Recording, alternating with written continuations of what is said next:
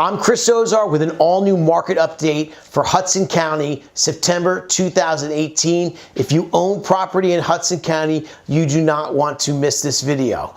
We are seeing what seems to be is a shift in our market right now because there are 6 factors that are all converging at the same time, putting downward pressure on the market, and I will be discussing each of these in this video. And all of the sources and data is below to check out after this video. So, according to the latest Ozar report, considered by many to be one of the most trusted advisory groups when it comes to real estate trends and statistics in both New Jersey and New York, inventory of homes year to date in Hoboken increased 52%. In Jersey City, they increased 74%, and in downtown Jersey City, inventory increased 150%. So you have to ask yourself, what is causing all this inventory? So, according to the latest development maps that we found on Jersey Digs that were published in mid-2017, between Hoboken and Jersey City, there were 47,511 new units planned or under construction. So these are now trickling onto our market and will continue to do so for the next 18 to 24 months. So there is a tsunami of new inventory getting ready to crash onto our market. And I'm sure that you have seen all the cranes in the sky, and on every corner it seems to be that there's new construction. So the question we need to ask ourselves is, can demand keep up with supply?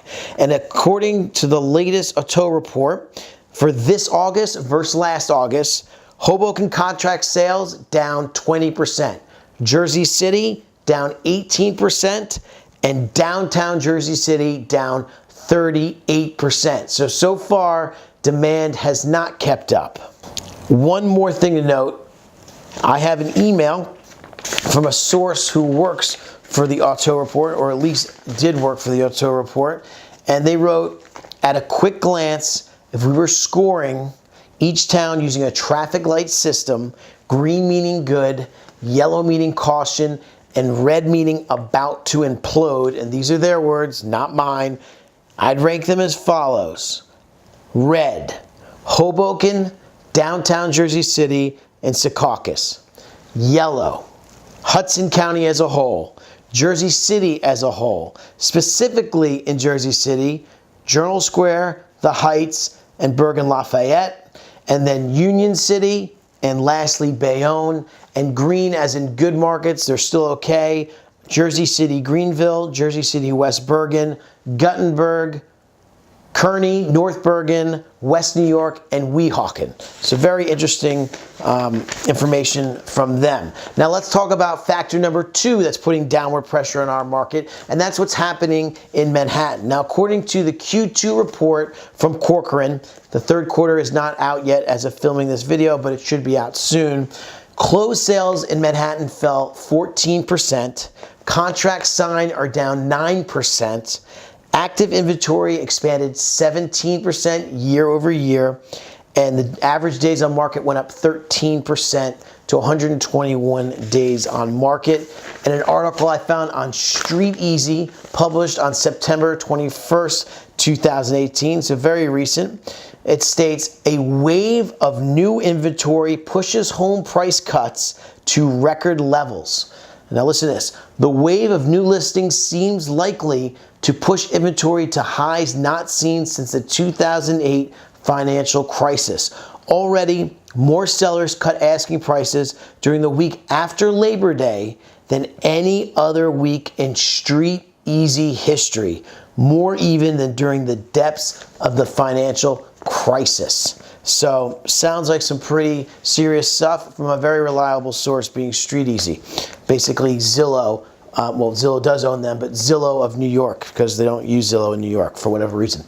Now, if you own or live in Hudson County, you're probably aware maybe 20 to 30% of our buyers come from Manhattan. So if their prices are becoming more affordable, that tells you that less people will be coming into Hudson County, and that will shrink our buyer pool and shrink demand, putting further downward pressure on our market. Now, factor number 3 putting downward pressure on the market is that we're at the top of a debt cycle. I know you've noticed that interest rates have been very low for a long time now. And according to a Reuters article, Wall Street sees 2 more Fed hikes in 2018 and 3 in 2019. And as filming this video right now, they're actually discussing whether or not they're going to raise the rate. And something to keep in mind, interest rates rose 1% in the last year, give or take, and a 1% raise in interest rates equals a 10% raise in the cost of a mortgage. So how do you think that's going to affect buyers' purchasing power? It's going to be hard for prices to continue to go up when it becomes more expensive to get mortgages.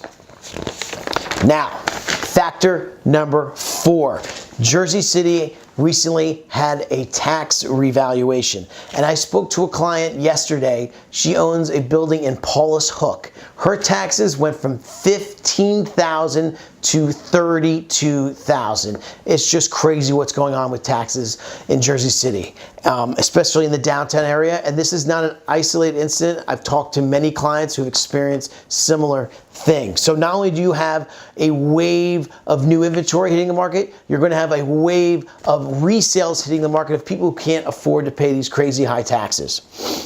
And that is only additional downward pressure. Now, number 5 reason for downward pressure in our market is buyer fatigue. And simply, that's just because prices have gone up 45% in the last 5 to 6 years. And at the same time, wages have only gone up 15%. So ask yourself, does that seem sustainable to you? And last, factor number 6, putting downward pressure on our market, is that we're at the top of a real estate cycle. And what that simply means is real estate cycles usually last between 7 to 10 years. We're in year 10 of this real estate cycle, going on 11, so it's very possible that we've reached the end of this cycle.